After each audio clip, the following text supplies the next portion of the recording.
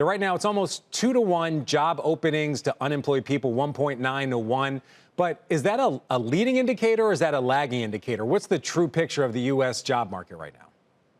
So right now, the labor market remains incredibly strong. As you mentioned, we have nearly 2 job openings per 1 unemployed person. Of course, that is going to be updated later this morning when we get the JOLTS report. But kind of when we look across the board, all indicators are, looking positive. Job openings remain at historically high levels at 11.5 million. Jobless claims remain historically low.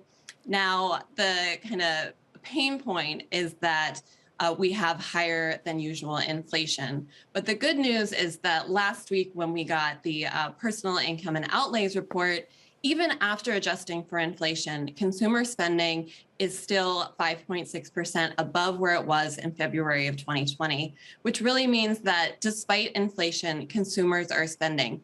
And that is key because that is dollars flowing into businesses, and those businesses in turn want to meet that demand and should be able to continue hiring. So, really interesting stat you share with us. You said for the last 7 days, job postings are up 74%. I don't know if that's year over year, month over month, but either way, there's a rise in job postings. What kind of jobs are being posted on your site? So there has been a wide range of sectoral differences. At one end of the scale, we have software development job postings as of May 20th, up 123% compared to their pre-pandemic baseline. At the other end of the scale, hospitality and tourism has really struggled to take off, kind of bouncing around, the 20-30% mark for its pre-pandemic baseline. But the really interesting thing is that we have found in the last month that job seeker interest in in-person work is starting to return. That is great news for employers in the hospitality and tourism space, food service, as well as retail, because throughout much of the pandemic, job seeker interest had shifted away from those in-person jobs. Now, you might ask, is remote work still popular? What do we make of this? The best way to think of it is that remote work is less of a make or break factor now than it was, say, last year or in 2020. We still have plenty of searches on Indeed focused on remote work. At the end of April, it was 9.5% compared to just 2% in January of 2020.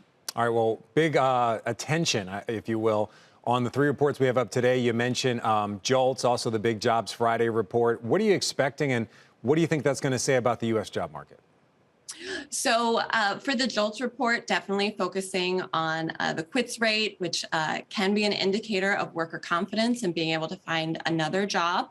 In terms of the UI claims that come out weekly on Thursdays, that is an indicator that, I have returned my eye to with the announcements of, these layoffs and hiring freezes, but nothing indicative yet. That is a volatile series. We would have to see something, a multi-week rise to really have it raise concern.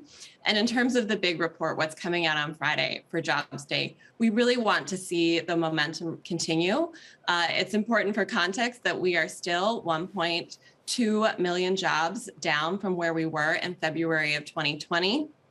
Now, even if there is some cooling, I think it's important to put that into context of where we are in the recovery path. Some of the numbers over the last 2 years have been absolutely eye-popping.